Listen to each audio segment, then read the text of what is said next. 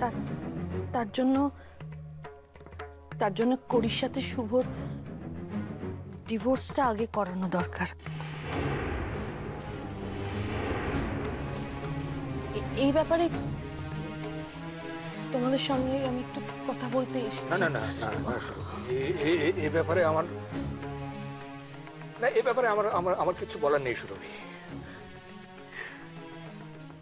তোমরা যে এইটুকু শাস্তি দিয়ে করিকে ছেড়ে দিচ্ছ, এতেই আমি কৃতজ্ঞ। আনন্দা প্লিজ। বৌদি, এমন একটা দিন দেখতে হবে আমি কোনোদিনও স্বপ্নেও ভাবিনি ভাই। চোখের সামনে মেয়ের সংসারটা।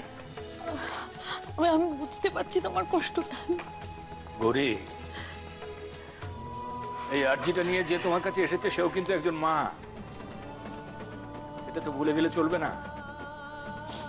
এতটা স্বার্থপর তো হতে পারো না তুমি। দেখো, তোমরা যা ভালো বোঝো তাই করো তো। হ্যাঁ সুরভি, তোমরা যা ভালো বুঝো তাই করো, যা করার করো, আমরা আমরা আমরা কোনো রকম বাধা দেব না।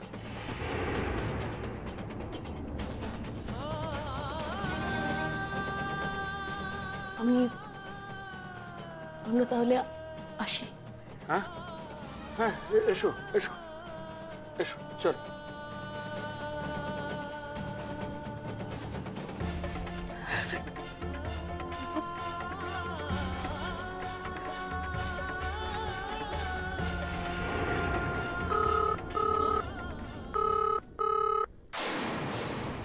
হ্যালো। হ্যালো বাবা, আমি কোমল বলছি। হ্যাঁ বল কোমল।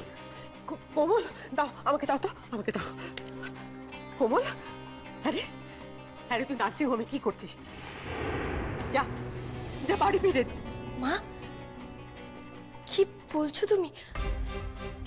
আমি বাড়ি ফিরে যাব? দিদির এই অবস্থা, আর আমি। অবস্থা কেন? কি হয়েছে? কি হয়েছে? মা, দিদির শরীর খুব খারাপ। ওর হার্টের প্রবলেম দেখা গিয়েছে। তোমরা তোমরা যদি একবার দিদিকে দেখতে আসতে। কি হয়েছে? কি বলছে? কোমলও বলছে কি করি, হার্টের অবস্থা ভালো না, সেই জন্যই তো শুভঙ্কর ফোনটা করেছিল। মা, শুভঙ্কর বাবু ফোন করেছিলেন? হ্যাঁ করেছিল তো। মা, তোমরা একবারও দিদিকে দেখতে আসবে না?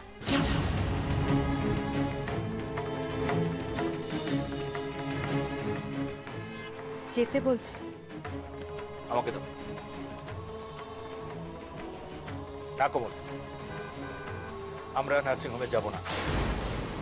করির কোনো ব্যাপারে আমরা আর থাকবো না। বাবা, বাবা দিদির শরীর খুব খারাপ বাবা। আর তাছাড়া দিদি নিজের ভুল বুঝতে পেরেছে। ও ভালো হতে চাইছে বাবা। বাবা, তোমরা যদি একবার দিদিকে দেখতে আসতে। তুই কিন্তু আবার ঠকছিস কোমল, আবার ঠকছিস তুই।